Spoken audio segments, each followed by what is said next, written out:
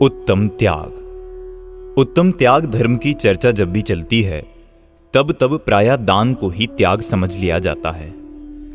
त्याग के नाम पर दान के ही गीत गाए जाने लगते हैं, दान की ही प्रेरणाएं दी जाने लगती हैं। सामान्य जन तो दान को त्याग समझते ही हैं, किंतु आश्चर्य तो तब होता है जब उत्तम त्याग धर्म पर वर्षों व्याख्यान करने वाले विद्वज्जन भी दान के अतिरिक्त भी कोई त्याग होता है यह नहीं समझाते या स्वयं भी नहीं समझ पाते।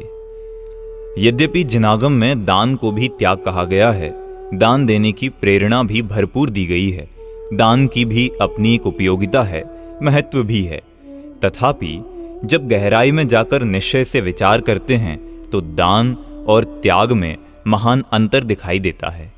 दान और त्याग बिल्कुल भिन्न भिन्न दो चीजें प्रतीत होती हैं। त्याग धर्म है और दान पुण्य। त्यागियों के पास रंच मात्र भी परिग्रह नहीं होता, जबकि दानियों के पास ढेर सारा परिग्रह पाया जा सकता है। त्याग की परिभाषा श्री प्रवचनसार की तात्पर्य वृत्ति नामक टीका में आचार्य जयसेन ने इस प्रकार दी है। निज शुद्धात्म परिग्रहम कृत्वा बाह्याभ्यंतर परिग्रह निवृत्ति ही त्यागा। निज शुद्धात्म के ग्रहण पूर्वक बाह्य और अभ्यंतर परिग्रह से निवृत्ति त्याग है। इसी बात को 12 अनुवेक्षा में इस प्रकार कहा गया है। निव्ये गतियम भावई मोहम चयुण सव्वदव्येसु जो तस् हवेच्चागो इदि भणिदम जिणवरिंदेहिम। जिनेंद्र भगवान ने कहा है कि जो जीव संपूर्ण पर द्रव्यों से मोह छोड़कर संसार, देह और भोगों से उदासीन रूप परिणाम रखता है, उसके त्याग धर्म होता है। तत्वार्थ राजवार्तिक में अक्लंक देव सचेतन और अचेतन परिग्रह की निवृत्ति को त्याग कहते हैं। उक्त कथनों से यह बात स्पष्ट हो जाती है कि यद्यपि त्याग शब्द निवृत्ति सूचक है, त्याग में बाह्य और अभ्यंतर परिग्रह का त्याग होता है, तथापि त्याग धर्म में निज शुद्धात्मा का ग्रहण अर्थात शुद्धोपयोग और शुद्ध परिणति भी शामिल है। एक बात और भी स्पष्ट होती है कि त्याग परद्रव्यों का नहीं, अपितु अपनी आत्मा में परद्रव्यों के प्रति होने वाले मोह राग द्वेष का होता है, क्योंकि परद्रव्य तो पृथक ही हैं, उनका तो आज तक ग्रहण ही नहीं हुआ है, अतः उनके त्याग का प्रश्न ही कहां उठता है। उन्हें अपना जाना है, माना है, उनसे राग द्वेष किया है, अतः उन्हें अपना जानना, मानना एवं उनके प्रति राग द्वेष करना छोड़ना है। यही कारण है कि वास्तविक त्याग पर में नहीं, अपने में, अपने ज्ञान में होता है। यही भाव कुंद कुंद आचार्य देव ने समय सार में इस प्रकार व्यक्त किया है। सव्वे भावे जम्हा पच्चखाई परेत्तिणादूणम तम्हा पच्चखाणम णाणम नियमा मुणे यव्वम। अपने से भिन्न समस्त पर पदार्थों को ये पर हैं ऐसा जानकर जब त्याग किया जाता है तब वह प्रत्याख्यान अर्थात त्याग कहा जाता है। इससे यह सिद्ध होता है कि वस्तुतः ज्ञान ही प्रत्याख्यान अर्थात त्याग है। त्याग ज्ञान में ही होता है, अर्थात पर को पर जानकर उससे ममत्व भाव तोड़ना ही त्याग है। इस बात को समयसार गाथा 35 की आत्मख्याति टीका में आचार्य अमृत चंद्र ने सोदाहरण इस प्रकार स्पष्ट किया है। जैसे कोई पुरुष धोबी के घर से भ्रमवश दूसरे का वस्त्र लाकर उसे अपना समझ ओढ़कर सो रहा है और अपने आप ही अज्ञानी हो रहा है, किंतु जब दूसरा व्यक्ति उस वस्त्र का छोर पकड़कर खींचता है और उसे नग्न अर्थात उघाड़कर कहता है कि तू शीघ्र जाग, सावधान हो, यह मेरा वस्त्र बदले में आ गया है, यह मेरा है, सो मुझे दे दे, तब बार बार कहे गए इस वाक्य को सुनता हुआ वह सर्व चिन्हों से भली भांति परीक्षा करके अवश्य यह वस्त्र दूसरे का ही है ऐसा जानकर ज्ञानी होता हुआ उस वस्त्र को शीघ्र ही त्याग देता है। इसी प्रकार ज्ञाता भी भ्रमवश परद्रव्यों के भावों को ग्रहण करके उन्हें अपना जानकर अपने में एक रूप करके सो रहा है और अपने आप अज्ञानी हो रहा है। जब श्री गुरु पर भाव का विवेक करके उसे एक आत्म भाव रूप करते हैं और कहते हैं कि कि तू शीघ्र जाग, सावधान हो, यह तेरा आत्मा वास्तव में एक ज्ञान मात्र ही है। तब बारंबार कहे गए इस आगम वाक्य को सुनता हुआ वह समस्त चिन्हों से भली भांति परीक्षा करके अवश्य यह परभाव ही है, यह जानकर ज्ञानी होता हुआ सर्व परभावों को तत्काल छोड़ देता है। उक्त कथन से यह बात अच्छी तरह स्पष्ट हो जाती है कि त्याग पर को पर जानकर किया जाता है, पर दान में यह बात नहीं है, क्योंकि दान उसी वस्तु का दिया जाता है जो स्वयं की हो। पर वस्तु का त्याग तो हो सकता है, दान नहीं। दूसरे की वस्तु उठाकर किसी को दे देना दान नहीं, चोरी है। इसी प्रकार त्याग वस्तु को अनुपयोगी, अहितकारी जानकर किया जाता है, जबकि दान उपयोगी और हितकारी वस्तु का दिया जाता है। उपकार के भाव से अपनी उपयोगी वस्तु पात्र जीव को दे देना दान है। दान की परिभाषा आचार्य उमा स्वामी ने तत्वार्थ सूत्र के 7वें अध्याय में इस प्रकार दी है। अनुग्रहार्थम स्वस्याति सर्गो दानम। उपकार के हेतु से धन आदि अपनी वस्तु को देना सो दान है। आचार्य पूज्यपाद ने सर्वार्थ सिद्धि में लिखा है, परानुग्रह बुद्धया स्वस्याति सर्जनम दानम। दूसरे का उपकार हो इस बुद्धि से अपनी वस्तु का अर्पण करना दान है। दान में परोपकार का भाव मुख्य रहता है और अपने उपकार का गौण, किंतु त्याग में सोपकार ही सब कुछ है।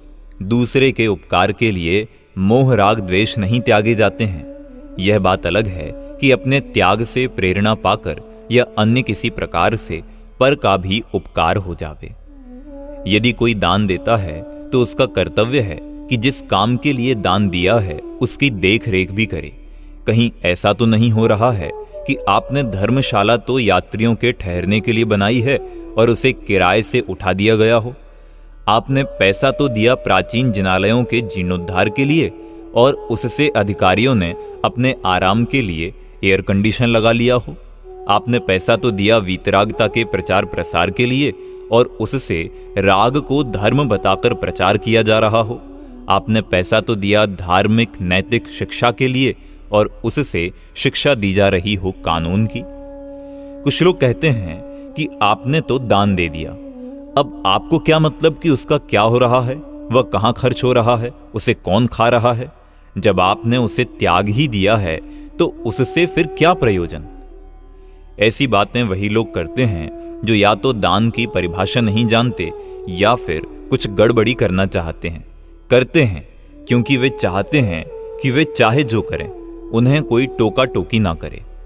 जिसे सही काम करना है, जो पैसा जिस उद्देश्य से प्राप्त हुआ है उसी में लगाना है, उन्हें इसमें क्या ऐतराज हो सकता है कि दातार उनसे यह क्यों पूछता है कि जिस उद्देश्य से जिस कार्य के लिए उसने दान दिया था वह हो रहा है या नहीं, उस उद्देश्य की पूर्ति हो रही है या नहीं। वे यह भूल जाते हैं कि उसने पैसे का त्याग नहीं किया है, वरन किसी विशेष उद्देश्य की प्राप्ति के लिए दान दिया है। दान उपकार के विकल्प पूर्वक दिया जाता है, अतः ज्ञानी दानी को भी व्यवस्था देखने जानने का सहज विकल्प आता है। ज्ञान दान में भी जब किसी को कोई कुछ समझाता है तो उसे यह सहज विकल्प आए बिना नहीं रहता कि सामने वाले की समझ में आ रहा है या नहीं। दानी को पैसे से मोह छूट नहीं गया है। छूट गया होता तो फिर 1 लाख देकर 3 लाख कमाने को क्यों जाता। कमाने का पूरा यत्न चालू है। इससे सिद्ध है कि पैसे के राग के त्याग के कारण दान नहीं दिया जा रहा है, बल्कि उपकार के भाव से दान दिया जाता है। यह बात अलग है कि उसकी लोभ कषाय कुछ मंद अवश्य हुई है, अन्यथा दान भी संभव ना होता। पर मंद हुई है, अभाव नहीं। अभाव होता तो त्याग होता। मोह या राग के आंशिक अभाव में भी त्याग धर्म प्रकट होता है। यही कारण है कि त्यागी को उसका ध्यान भी नहीं आता जिसे उसने त्यागा है। आना भी नहीं चाहिए, आवे तो त्याग कैसा। उसे त्यागी हुई वस्तु की संभाल का भी विकल्प नहीं आता, क्योंकि अब वह उसे अपनी मानता जानता ही नहीं, एवं उससे उसे राग भी नहीं रहा। उसका जो होना हो सो हो, उसे उससे क्या। चक्रवर्ती जब राजपाट त्याग कर नग्न दिगंबर साधु बनते हैं तो उन्हें यह चिंता नहीं सताती कि इस राज का क्या होगा, इसे कौन संभालेगा। यदि हो तो फिर वे त्यागी नहीं, उससे उन्हें क्या प्रयोजन। उन्होंने अपने हित के लिए, अपनी आत्मा की संभाल के लिए राजपाट त्यागा है। वे यदि राजपाट की ही चिंता करते रहें तो फिर उन्होंने त्यागा ही क्या है। राज का वे करते भी क्या थे, मात्र चिंता ही करते थे, सो कर ही रहे हैं। इस प्रकार हम देखते हैं कि दान में परोपकार का भाव मुख्य रहता है और त्याग में आत्महित का। यहां एक प्रश्न संभव है कि जो अपना है वह दूसरों को दिया नहीं जा सकता, जो दिया जा सकता है वह अपना नहीं हो सकता। पर है, स्व स्व है। स्व का दिया जाना संभव नहीं और पर का ग्रहण संभव नहीं। एक ओर तो आप यह कहते हैं और दूसरी ओर यह भी कहते हैं कि दान अपनी चीज का दिया जाता है। जब पर अपना है ही नहीं तब उसका क्या त्याग करना, और जो दिया ही नहीं जा सकता उसका क्या देना। इसी प्रकार जब कोई किसी का भला बुरा कर ही नहीं सकता, सब अपने भले बुरे के कर्ता धर्ता स्वयं है, तो फिर परोपकार की बात भी कहां ठहरती है। आपकी बात बिल्कुल ठीक है, पर समझने की बात यह है कि दान व्यवहार धर्म है और त्याग निश्चय धर्म। वे धनादि पर पदार्थ जिन पर लौकिक दृष्टि से अपना अधिकार है, व्यवहार से अपने हैं, उन्हें अपना जानकर ही दान दिया जाता है। लेन देन स्वयं व्यवहार है। निश्चय में तो लेन देन का कोई प्रश्न ही नहीं उठता। रही पर पदार्थ के त्याग की बात, सो पर को पर जानना ही उनका त्याग है। इससे अधिक त्याग और क्या है। वे तो पर हैं ही, उनको क्या त्यागें। पर बात यह है कि उन्हें हम अपना मानते हैं, उनसे राग करते हैं, अतः उनको अपना मानना और उनसे राग करना त्यागना है। इसलिए यह ठीक ही कहा है कि पर को पर जानकर उनके प्रति राग का त्याग करना ही वास्तविक त्याग है। गहराई से विचार करें तो त्याग मोह राग द्वेष का ही होता है। पर पदार्थ तो मोह राग द्वेष के छूटने से स्वयं छूट जाते हैं, वे छूटे हुए ही हैं। इसीलिए भगवान को राग द्वेष परित्यागी कहा गया है। यदि आप कहें कि अभी तो यह कहा था कि त्याग पर का होता है और अब कहने लगे कि त्याग मोह राग द्वेष का होता है, भाई आध्यात्मिक दृष्टि से मोह राग द्वेष भी तो पर ही हैं। यद्यपि वे आत्मा में उत्पन्न होते हैं, तथापि वे आत्मा के स्वभाव नहीं, अतः उन्हें भी आध्यात्मिक शास्त्रों में पर कहा गया है। जहां तक परोपकार की बात है, उसके संबंध में बात यह है कि यद्यपि कोई किसी का भला बुरा नहीं कर सकता, तथापि ज्ञानी को भी दूसरों का भला करने का भाव आए बिना रहता नहीं है, क्योंकि अभी उसके राग भाव विद्यमान है। दूसरी बात यह है कि निश्चय से कोई किसी का भला बुरा नहीं कर सकता, पर व्यवहार से तो शास्त्रों में भी एक दूसरे के भले बुरे करने की बात कही गई है। भले ही वह कथन उपचरित हो, कथन मात्र हो, पर है तो। दान व्यवहार धर्म है, अतः वह परोपकार संबंधी विकल्प पूर्वक ही होता है। यही कारण है कि वह पुण्य बंध का कारण होता है, बंध के अभाव का कारण नहीं। जो व्यक्ति उसे निश्चय धर्म मानकर बंध के अभाव का कारण मान बैठते हैं, वे तो गलती करते ही हैं, साथ ही वे भी गलती करते हैं जो उसे पुण्य बंध का कारण भी नहीं मानते, अर्थात व्यवहार धर्म भी स्वीकार नहीं करते। त्याग खोटी चीज का किया जाता है और दान अच्छी चीज का दिया जाता है। यही कहा जाता है कि क्रोध छोड़ो, मान छोड़ो, लोभ छोड़ो। यह कोई नहीं कहता कि ज्ञान छोड़ो। जो दुख स्वरूप हैं, दुखकर हैं, आत्मा का अहित करने वाले हैं, वे मोह राग द्वेष रूप आश्रव भाव ही हेय हैं, त्यागने योग्य हैं। इनका ही त्याग किया जाता है। इनके साथ ही इनके आश्रयभूत अर्थात जिनके लक्ष्य से मोह राग द्वेष भाव होते हैं, ऐसे पुत्रादि चेतन एवं धन मकान आदि अचेतन पदार्थों का भी त्याग होता है। पर मुख्य बात मोह राग द्वेष के त्याग की ही है, क्योंकि मोह राग द्वेष के त्याग से इनका त्याग नियम से हो जाता है, किंतु इनके त्याग देने पर भी यह गारंटी नहीं कि मोह राग द्वेष छूट ही जावेंगे। बहुत से लोग तो त्याग और दान को पर्यायवाची ही समझने लगे हैं, किंतु उनका यह मानना एकदम गलत है। ये दोनों शब्द पर्यायवाची तो हैं ही नहीं, अपितु कुछ अंशों में इनका भाव परस्पर एक दूसरे के विरुद्ध पाया जाता है। यदि ये दोनों शब्द एकार्थवाची होते तो एक के स्थान पर दूसरे का प्रयोग आसानी से किया जा सकता था, किंतु जब हम इस प्रकार का प्रयोग करके देखते हैं तो अर्थ एकदम बदल जाता है।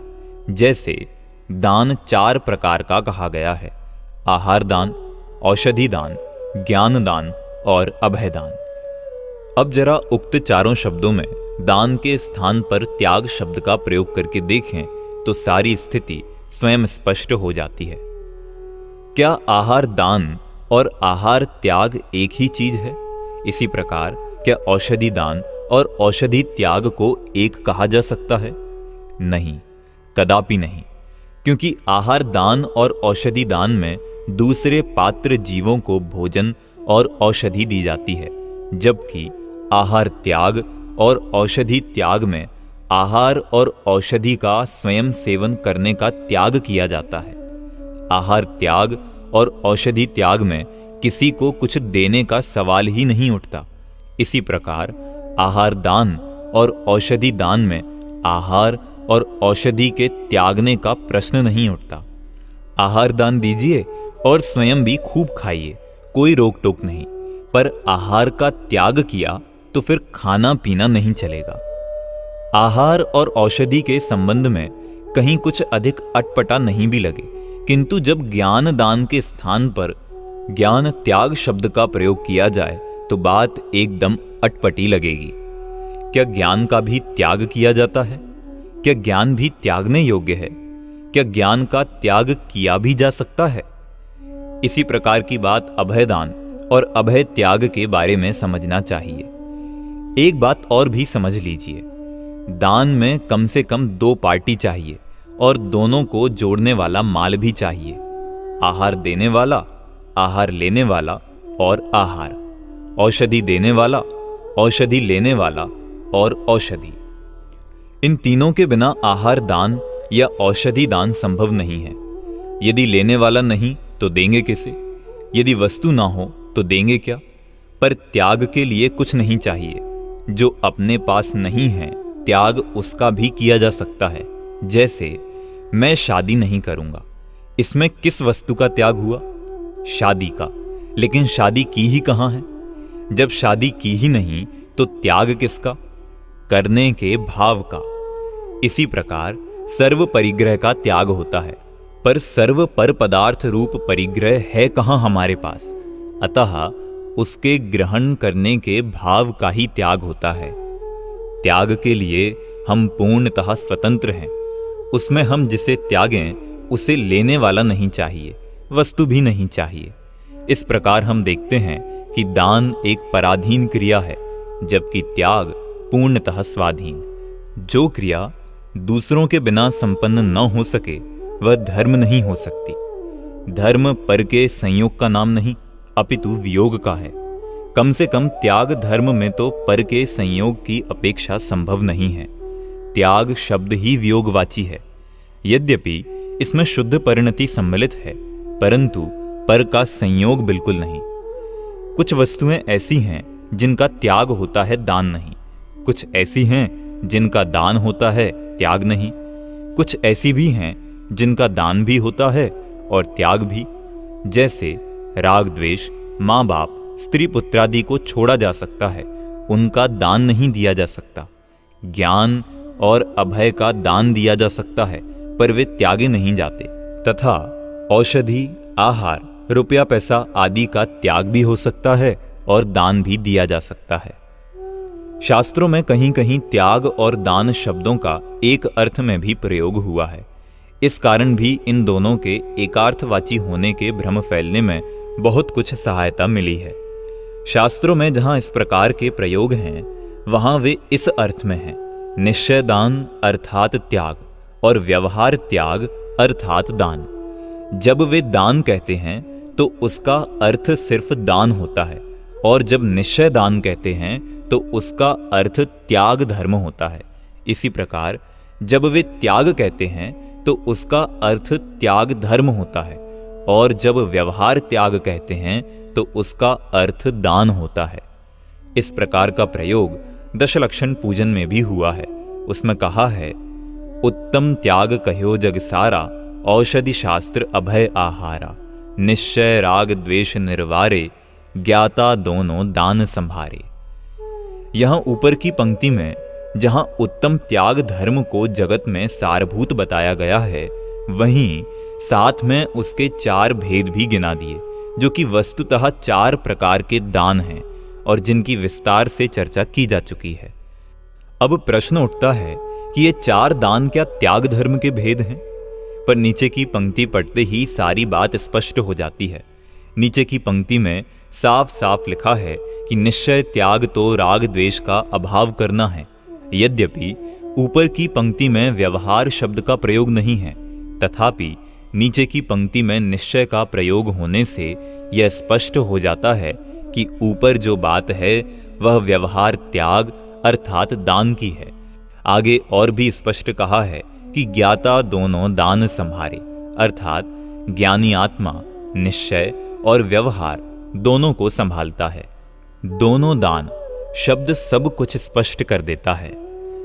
पहली पंक्ति पढ़ते ही ऐसा लगता है कि कवि बात तो त्याग धर्म की कर रहा है और भेद दान के गिना दिए हैं, पर ऐसा नहीं कि कवि के ध्यान में यह बात ना हो, क्योंकि अगली पंक्ति में ही सब कुछ स्पष्ट हो जाता है कि कवि वीतराग भाव रूप त्याग धर्म को निश्चय दान या निश्चय त्याग एवं आहार आदि के देने को व्यवहार दान या व्यवहार त्याग शब्द से अभिहित कर रहा है। धनी साधु शास्त्र अभय दिवैया, त्याग राग विरोध को। पूजन की इस पंक्ति में शास्त्र और अभय के साथ दिवैया शब्द का प्रयोग एवं राग विरोध के साथ त्याग शब्द का प्रयोग यह बताता है कि शास्त्र और अभय का दान होता है और राग द्वेष का त्याग होता है, तथा धनी साधु कहकर यह स्पष्ट कर दिया है कि ये साधु के धर्म हैं। आहार और औषधि को जानबूझकर छोड़ दिया गया है, क्योंकि वे साधु द्वारा देना संभव नहीं है। इसी प्रकार के प्रयोग अन्यत्र भी देखे जा सकते हैं। अतः शास्त्रों का अर्थ समझने में बहुत सावधानी रखना जरूरी है, अन्यथा अर्थ का अनर्थ भी हो सकता है। एक बात और भी ध्यान देने योग्य है कि यदि आहार आदि देने को ही त्याग धर्म मानेंगे तो फिर एक समस्या और खड़ी हो जाएगी। वह यह कि यहाँ जो उत्तम समाधि धर्मों का वर्णन चल रहा है वह मुख्यतः मुनियों की अपेक्षा किया गया है, क्योंकि तत्वार्थ सूत्र में 10 धर्म की चर्चा गुप्ति, समिति, अनुप्रेक्षा, परिशहजय और चारित्र के साथ की गई है। ये सब मुनि धर्म के ही रूप हैं। यदि आहार आदि देने का नाम त्याग धर्म है तो फिर मुनिराज तो आहार लेते हैं, देते नहीं, देते तो श्रावक हैं। अतः फिर त्याग धर्म मुनिराजों की अपेक्षा श्रावकों के विशेष मानना होगा, जो कि संभव नहीं है। अतः वस्तुतः तो राग द्वेषादि विकारों के त्याग का ही नाम उत्तम त्याग धर्म है। मुनियों के अनर्गल आहार आदि के त्याग रूप त्याग धर्म तो हो सकता है, आहार आदि के देने रूप नहीं। हम त्याग का तो सही स्वरूप समझते ही नहीं, दान का भी सही स्वरूप नहीं समझते। इस अर्थ प्रधान युग में पैसा ही सब कुछ हो गया है। जब भी दान की बात आवेगी, दानवीरों की चर्चा होगी, तो पैसे वालों की ओर ही देखा जाएगा। आज के दानवीर सेठों में ही दिखाई देंगे। उन्हें ही दानवीर की उपाधियां दी जाती हैं। किसी आहार, औषधि या ज्ञान देने वाले को कभी दानवीर बनाया गया हो तो बताएं। एक भी ज्ञानी पंडित या वैद्य समाज में दानवीर की उपाधि से विभूषित दिखाई नहीं देता। जितने दानवीर होंगे वे सेठों में ही मिलेंगे। वणिक वर्ग इससे आगे सोच भी क्या सकता है। इसने 1 लाख दिए, उसने 5 लाख दिए, ऐसी ही चर्चा सर्वत्र होती देखी जाती है। पर मैं सोचता हूं 4 दानों में तो पैसा दान, रुपया दान नाम का कोई दान है नहीं। उनमें तो आहार, औषधि, ज्ञान और अभय दान है। यह पैसा दान कहां से आ गया? दान निर्लोभियों की क्रिया थी, जिसे यश और पैसे के लोभियों ने विकृत कर दिया है। हमारी संस्था को पैसा दो तो चारों दानों का लाभ मिलेगा, ऐसी बातें करते प्रचारक आज सर्वत्र देखे जा सकते हैं। अपनी बात को स्पष्ट करते हुए वे कहेंगे, छात्रावास में लड़के रहते हैं, वे वहीं भोजन करते हैं, अतः आहार दान हो गया। उन्हें कानून या डॉक्टरी या और भी इसी प्रकार की कोई लौकिक शिक्षा देते हैं, अतः ज्ञान दान हो गया। वे बीमार हो जाते हैं तो उनका अस्पताल में इलाज कराते हैं, यह औषधि दान। और अखाड़े में व्यायाम करते हैं, यह अभय दान हो गया। मैं पूछता हूं, क्या अपात्रों को दिया गया भोजन आहार दान है? कहा भी है, मिथ्यात्वग्रस्त चित्तेषु चारित्राभास भागिषु दोषायैव भवेद्दानम पयःपानमिवाहिषु। चारित्राभास को धारण करने वाले मिथ्या दृष्टियों को दान देना सर्प को दूध पिलाने के समान केवल अशुभ के लिए ही होता है। शास्त्रों में 3 प्रकार के पात्र कहे हैं, वे सब चौथे गुण स्थान से ऊपर वाले ही होते हैं। तथा लौकिक शिक्षा ज्ञान है या मिथ्या ज्ञान? इसी प्रकार अभक्ष औषधियों का देना ही औषधि दान है क्या? जिस अभक्ष औषधि के सेवन से पाप माना गया है, उसे देने में दान पुण्य या त्याग धर्म कैसे होगा? पर उन्हें इससे क्या, उन्हें तो पैसा चाहिए, और देने वालों को भी क्या, उनका नाम पाटिये पर लिखा जाना चाहिए। इस प्रकार देने वाले यश के लोभी और लेने वाले पैसे के लोभी, इन लोभियों ने लोभ के अभाव में होने वाले दान को भी विकृत कर दिया है। त्याग धर्म का यह दुर्भाग्य ही समझो कि उसकी चर्चा के लिए वर्ष में महापर्व दशलक्षण के दिनों में एक दिन मिलता है, उसे यह दान खा जाता है। दान क्या खा जाता है? दान के नाम पर होने वाला चंदा खा जाता है। यह दिन चंदा करने में चला जाता है। त्याग धर्म के सच्चे स्वरूप की परिभाषा भी स्पष्ट नहीं हो पाती। समाज में त्याग धर्म के सच्चे स्वरूप का प्रतिपादन करने वाला विद्वान बड़ा पंडित नहीं, बल्कि वह पेशेवर पंडित बड़ा पंडित माना जाता है, जो अधिक से अधिक चंदा करा सके। यह उस देश का, उस समाज का दुर्भाग्य ही समझो जिस देश व समाज में पंडित और साधुओं के बड़प्पन का नाप ज्ञान और संयम से न होकर दान के नाम पर पैसा इकट्ठा करने की क्षमता के आधार पर होता है।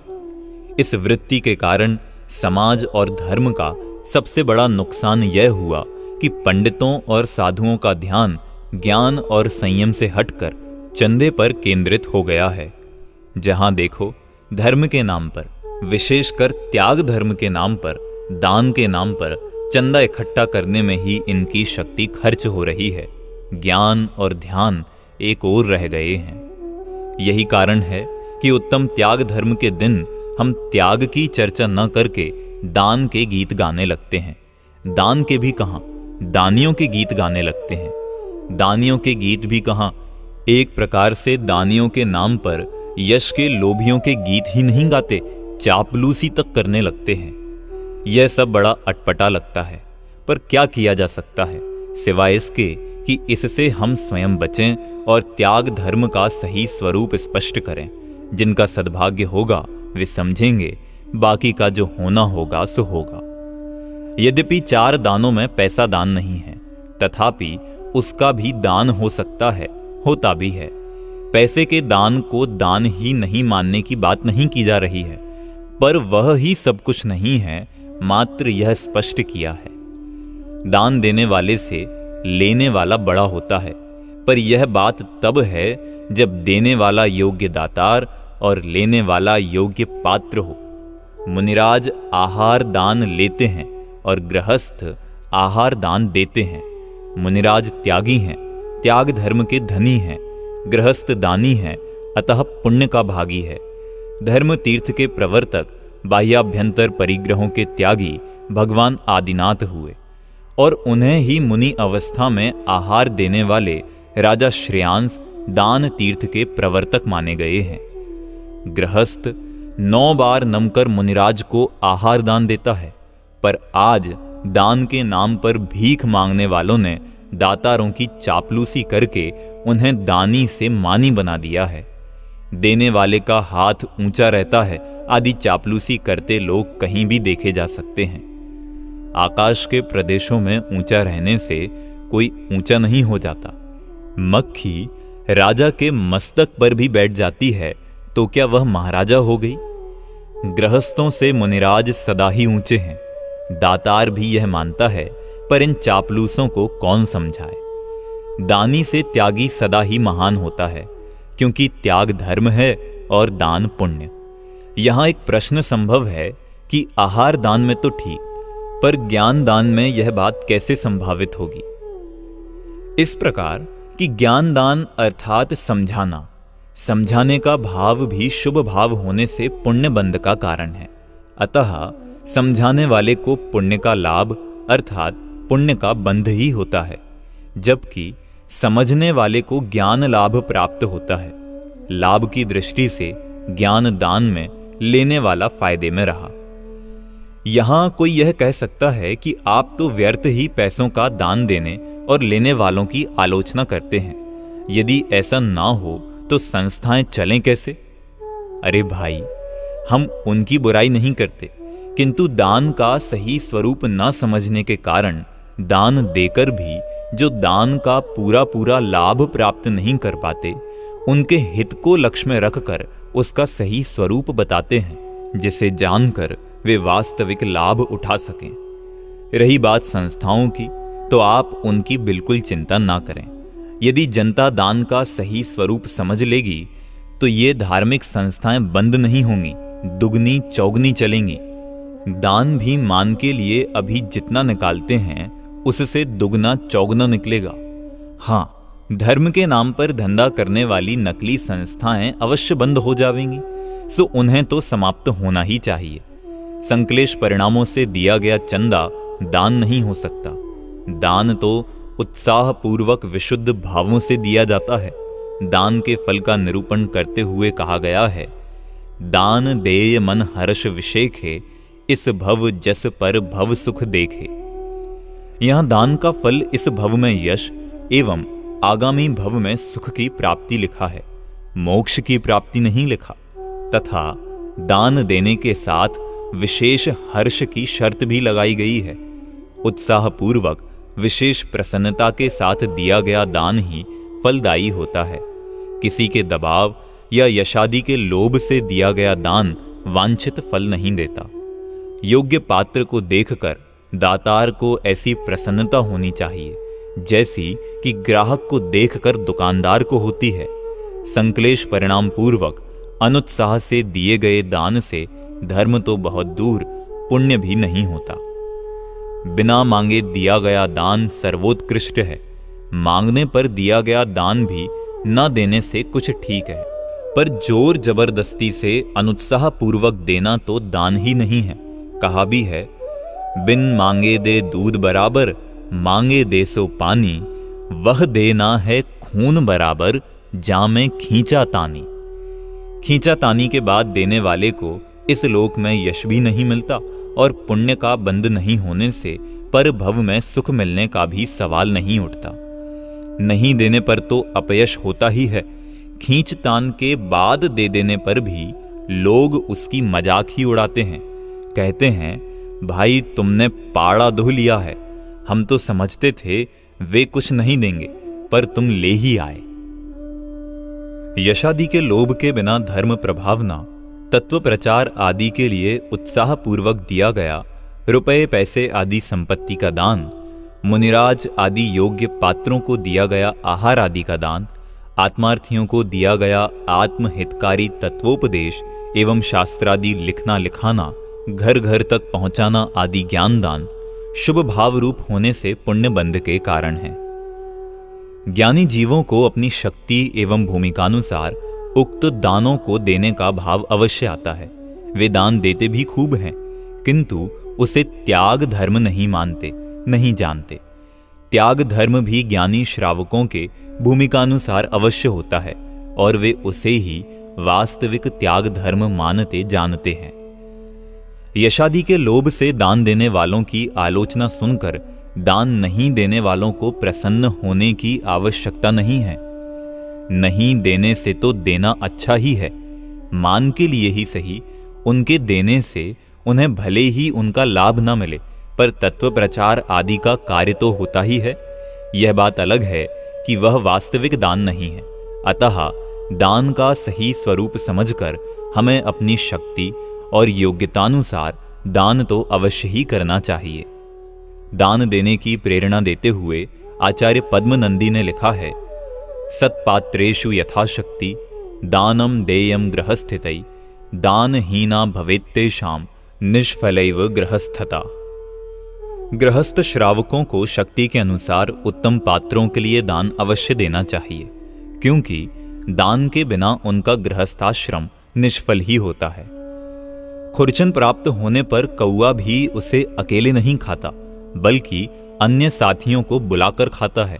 अतः यदि प्राप्त धन का उपयोग धार्मिक और सामाजिक कार्यों में न करके उसे अकेले अपने भोग में ही लगाएगा, तो यह मानव कौए से भी गया बीता माना जाएगा। यहां जो बात कही जा रही है वह दान की हीनता या निषेध रूप नहीं है, किंतु त्याग और दान में क्या अंतर है यह स्पष्ट किया जा रहा है। दान की यह आवश्यक शर्त है कि जो देना है, जितना देना है, वह कम से कम उतना देने वाले के पास अवश्य होना चाहिए, अन्यथा देगा क्या और कहां से देगा। पर त्याग में ऐसा नहीं है। जो वस्तु हमारे पास नहीं है उसको भी त्यागा जा सकता है। उसे मैं प्राप्त करने का यत्न नहीं करूंगा, सहज में प्राप्त हो जाने पर भी नहीं लूंगा। इस प्रकार त्याग किया जाता है। वस्तुतः यह उस वस्तु का त्याग नहीं, उसके प्रति होने वाले या संभावित राग का त्याग है। लखपति अधिक से अधिक लाख का ही दान दे सकता है, पर त्याग तो 3 लोक की संपत्ति का भी हो सकता है। परिग्रह परिमाण व्रत में एक निश्चित सीमा तक परिग्रह रखकर और समस्त परिग्रह का त्याग किया जाता है। वह सीमा जितना अपने पास है उससे भी बड़ी हो सकती है। जैसे जिसके पास 10,000 का परिग्रह है, वह 1 लाख का भी परिग्रह परिमाण ले सकता है। ऐसा होने पर भी वह त्यागी है, पर अपने पास रखने की कोई सीमा निर्धारित किए बिना करोड़ों का दान दे तो भी त्यागी नहीं माना जाएगा। दान कमाई पर प्रतिबंध नहीं लगाता। आप चाहे जितना कमाओ, पर त्याग में भले ही हम कुछ ना दें, कुछ ना छोड़ें, पर वह कमाई को सीमित करता है, उस पर प्रतिबंध लगाता है।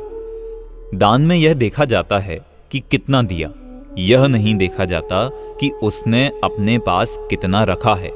जबकि त्याग में यह नहीं देखा जाता कि कितना दिया है या छोड़ा है, बल्कि यह देखा जाता है कि उसने अपने पास कितना रखा या रखने का निश्चय किया है। बाकी सबका त्याग ही है। यदि त्याग में कितना छोड़ा देखा जाता होता तो फिर चक्रवर्ती पद छोड़कर मुनि बनने वाले व्यक्ति सबसे बड़े त्यागी माने जाते। किंतु नग्न दिगंबर भावलिंगी संत अपनी वीतराग परिणति रूप त्याग से छोटे बड़े माने जाते हैं। इससे नहीं कि वे कितना धन, राजपाट, स्त्री पुत्र आदि छोड़ के आए हैं। यदि ऐसा होता तो फिर भरत चक्रवर्ती बड़े त्यागी एवं भगवान महावीर छोटे त्यागी माने जाते, क्योंकि भरतादि चक्रवर्तियों ने तो 96,000 पत्नियों और 6 खंड की विभूति छोड़ी थी। महावीर के तो पत्नी थी ही नहीं, 6 खंड का राज भी नहीं था, वे क्या छोड़ते। लोक में भी बाल ब्रह्मचारी को अधिक महत्व दिया जाता है। दान में इतना देकर कितना रखा इसका विचार नहीं किया जाता, पर त्याग में कितना रखा यह देखा जाता है। कितना छोड़ा या दिया यह नहीं। दान यदि देने का नाम है तो त्याग नहीं लेने को कहते हैं। देने वाले से नहीं लेने वाला बड़ा होता है, क्योंकि देने वाला दानी है और नहीं लेने वाला त्यागी। जिसके पास सब कुछ होता है उसे राजा कहते हैं, और जिसके पास कुछ नहीं होता, अर्थात जो अपने पास कुछ भी नहीं रखता, जिसे कुछ नहीं चाहिए, उसे महाराजा कहा जाता है। कहा भी है, चाह गई चिंता गई मनुआ बेपरवाह, जिन्हें कछु नहीं चाहिए ते नर शाहंशाह। लोक में दानियों से अधिक सम्मान त्यागियों का होता है, और वह उचित भी है, क्योंकि त्याग शुद्ध भाव है और दान शुभ भाव। त्याग धर्म है और दान पुण्य। यहां एक प्रश्न संभव है कि लोक में त्याग जैसे पवित्र शब्द के साथ मलमूत्र जैसे अपवित्र शब्दों को जोड़ दिया जाता है, जैसे मल त्याग, मूत्र त्याग, जबकि त्याग की अपेक्षा हीन दान के साथ ज्ञान जैसा पवित्र शब्द जोड़ा गया है, जैसे ज्ञान दान। भाई, कोई शब्द पवित्र या अपवित्र नहीं होता, शब्द तो वस्तु के वाचक हैं। रही वस्तु की बात, सो भाई त्याग तो अपवित्र वस्तु का ही किया जाता है। राग द्वेष मोह भाव भी तो अपवित्र हैं, उनके साथ भी त्याग शब्द लगता है, तथा दान तो अच्छी वस्तु का ही दिया जाता है। यदि आज के संदर्भ में गहराई से विचार करें तो सच्चा त्याग तो लोग मलमूत्र का ही करते हैं, क्योंकि जिस वस्तु को त्यागा फिर उसके संबंध में विकल्प भी नहीं उठना चाहिए कि उसका क्या हुआ अथवा क्या होगा। यदि विकल्प उठे तो उसका त्याग कहां हुआ। मलमूत्र के त्याग के बाद लोगों को विकल्प भी नहीं उठता कि उसका क्या हुआ, उसे कुकर ने खाया या सूकर ने। इन्हीं के समान जब उन समस्त वस्तुओं के प्रति हमारा उपेक्षा भाव हो जिनका हम त्याग करना चाहते हैं या करते हैं, तभी वह सच्चा त्याग होगा। त्याग एक ऐसा धर्म है जिसे प्राप्त कर यह आत्मा अकिंचन अर्थात आकिंचन्य धर्म का धारी बन जाता है, पूर्ण ब्रह्म में लीन होने लगता है, हो जाता है और सारभूत आत्म स्वभाव को प्राप्त कर लेता है। ऐसे परम पवित्र त्याग धर्म का मर्म समझकर जन जन समस्त बाह्याभ्यंतर परिग्रह को त्याग कर ब्रह्मलीन हो, अनंत सुखी हो, इस पवित्र भावना के साथ विराम लेता हूं।